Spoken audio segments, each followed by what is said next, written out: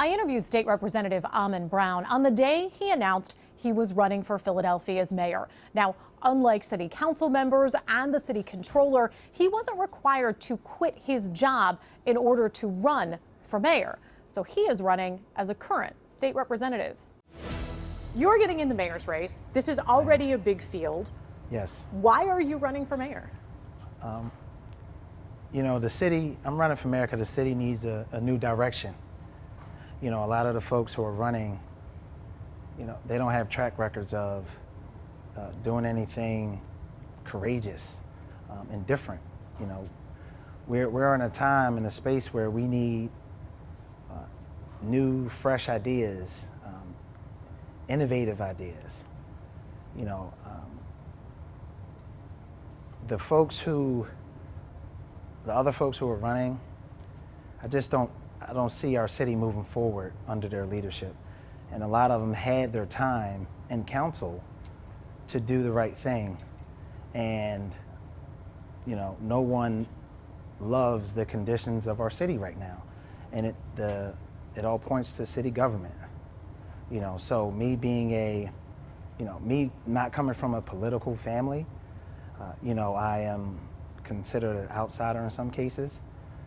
You know, a breath of fresh air, young and energized and ready to fight, and, you know, and ready to make some unpopular decisions to bring the most change for the greatest amount of people. What is an unpopular decision you think you would make as mayor that would make a difference? You know, we have to be realistic about actual solutions, and that might entail making some headlines that will not be favorable for the mayor. You know, like when it comes to crime, you know, I support reforming broken systems, but I also support accountability, however that looks. You know, so crime is the #1 issue in our city, and I'm ready on day one to start addressing that issue and making our city safe. How would you do that? You know, bringing all branches of government together. From the mayor's office, the police department, the community, and the DA's office. We all should be working on the same page. And right now, we don't have that in our leadership. You were on the committee that investigated District Attorney Larry Krasner. Yes. Why did you participate in that? You know, it was a once in a lifetime opportunity for a young black man from West Philly who didn't think he was going to make it to the age of 18. You know, and now with my personal lived experiences and my upbringing, making it to the state house, being an elected official, I'm going to make sure that I get all the experience that I can as a leader and a legislator so I can do the best job I can for the people that elected me. So being on that committee, it gave me a lot of insight to what's actually going on. And it also gave me an experience that the typical legislator will never get to experience. Do you think that DA Krasner should be removed from office?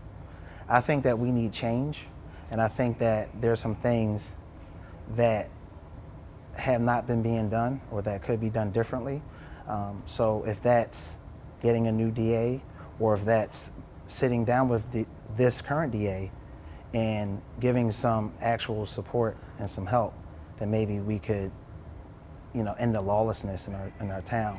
But you can get a new DA through an election, and the issue that some Democrats had, a lot of Democrats had with this process, yes, is that this was not an election. This was a legislative body trying to remove someone who had been elected twice by the voters. So do you think that a legislative body should remove Larry Krasner from office, or are you saying that you think other candidates should be considered in an election? So, you know, this is Philadelphia, this is our town. I think that we should take responsibility for our shortcomings. So if we have a DA or whoever's elected not doing the job that they're signed up to do, then we should hold that person accountable. But unfortunately, the state decided to step in to do that for us. And that's the way that it ended up going. So let me ask you one more time so I understand where you're going. Do you think that District Attorney Krasner should be removed from office by the legislative body? I know that our city needs change, especially in the DA's office. But is that the way you think it should happen?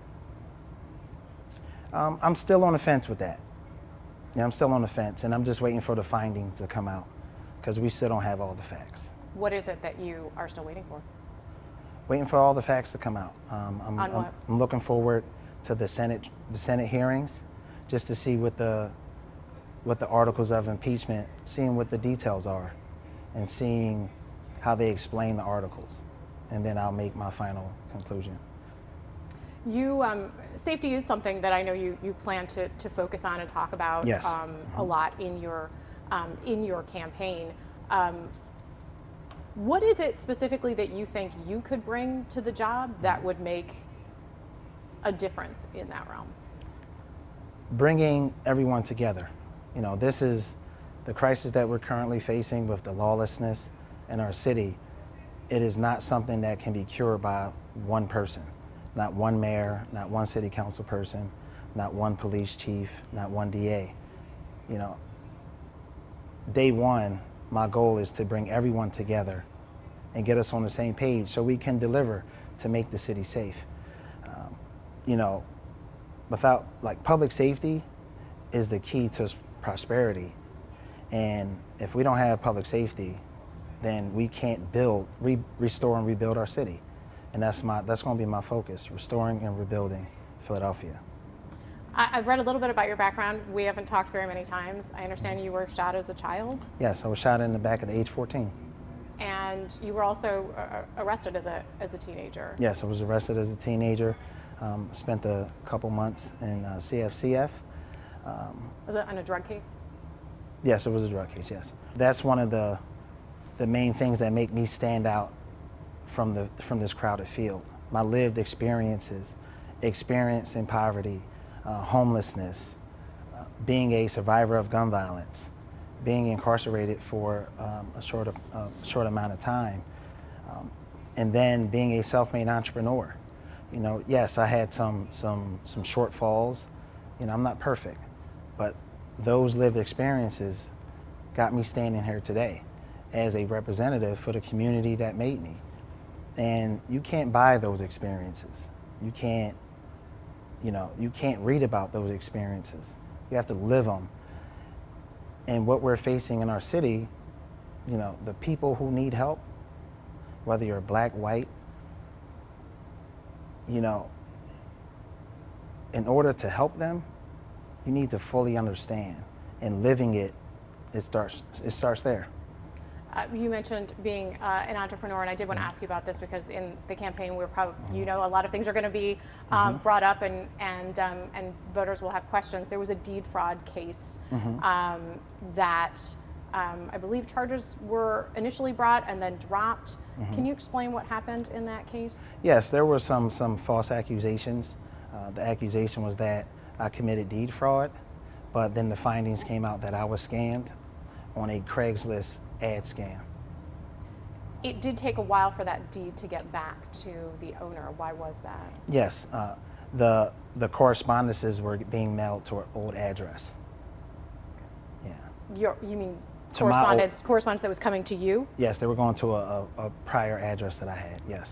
So you didn't know that you were supposed to do something with that deed? Yeah, so once the court case ended, the property should have went directly to the rightful owner, but it did not. And so there was a civil suit filed, which I was not made aware of. What did you learn from that case and that experience? You know, I learned a lot. You know, I learned of who to trust and who not to trust.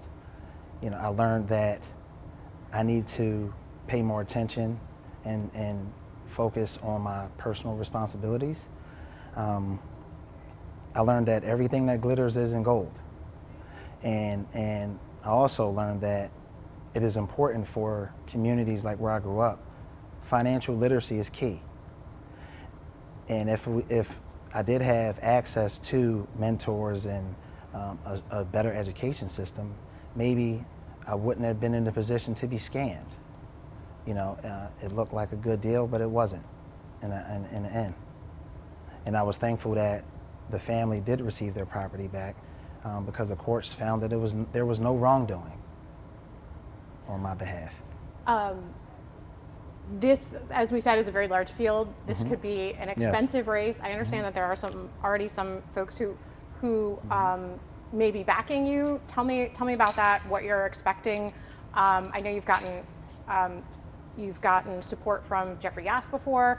Are you expecting that to continue? What can we expect? Because this could be an expensive race. Yeah. So, myself and my campaign, we're going to focus on what we can personally raise on our campaign side, with the hopes of outside folks investing, doing their own thing. But we don't plan to coordinate with outside donors. We're not having those conversations. I know some of the things that I've read and some meetings that were exposed that I was not a part of. But and you're right, it is going to be an expensive race. And we're looking forward to being a top contender by any means necessary. What does that mean? Just raising the money that's needed, and then also having the power of the people. This election is not going to be won with just money. You're going to need to have a history of delivering for the people who need government the most. You're going to need a strong financial backing. So you need a combination of both. And mainly, you need the right candidate, someone who understands what the everyday Philadelphian is going through. And I believe I'm that guy. One of the things that people may have, one of the proposals that they may have seen from you in the past, or several of the proposals, you've talked about the issue of crime before as a state legislator. One of the things that you supported was a bill that would have established mandatory minimums in some cases, and that has not been popular with some of your colleagues. Do you still support that, and why? So the mandatory minimum that I introduced, which was also pulled, it came from a place of what's going on now, and understanding that the communities that I represent are being ravaged by repeat violent offenders. And the legislation, it was not a mandatory minimum for nonviolent offenses. It was a very detailed, laser-focused piece of legislation with a focus on gun crimes only, with a 5-year look back and a 4-year sunset, which is an expiration date, just so we can stop the bleeding of what's going on in our communities. Would you support that now? After meeting with some folks and understanding and listening to why they opposed it, I might make some different decisions. But the fact of the matter is, accountability is needed. We just need to come together and agree on what that looks like. I support reforms, and I'm for reforms all day long, but we can no longer turn a blind eye to repeat violent offenders who are terrorizing our communities. One of the other things that you had suggested was calling on the governor to bring in the National Guard to Philadelphia. If you are elected mayor of Philadelphia, would you want the National Guard to come here? Yeah, so and that came from a place of understanding that our police officers' hands are tied and we're short-staffed. So calling on the National Guard was for us to strategically place National Guard officers in certain areas so we don't have our officers sitting still, sitting in a car and doing nothing. We need to utilize our law enforcement and strategize and strategically put them in high violent crime areas. We don't need them just sitting around in areas just holding up a post. And a lot of folks don't understand that National Guardsmen cannot serve as police, but they would just be a visible person or visible figure so communities can feel like they're safe. Because the community that I represent, and I'm sure communities across the city of Philadelphia, we're majority supportive of law enforcement. We're not defund the police people. You currently serve in the state legislature. Yes. Some of your fellow candidates had to resign their jobs in the city, in their city jobs, because of a rule here in Philadelphia. You don't Yes. have that same rule, but what is your plan? Do you plan to leave your position in Harrisburg while you are campaigning, or are you going to keep Absolutely that job? not. I'm gonna keep the job, and that's one of the main advantages of being young. You know, I'm fully energized and ready to fight. You know, I have a strong team around me. I have a wonderful staff in my house seat, whether it's in Philadelphia and in Harrisburg, and we're ready to keep things going. We're not going to skip any steps. My constituents are not going to notice that I am campaigning and working for them at the same time. You know, so no, I am not resigning. I'm not known for turning my back on my community. You know, so with this mayoral run, my plan is to expand my community and do more for more folks, more people. Thanks for your time. I'm sure we'll get Thank you. You can hear more from the candidates and about the issues in this race on NBC10.com.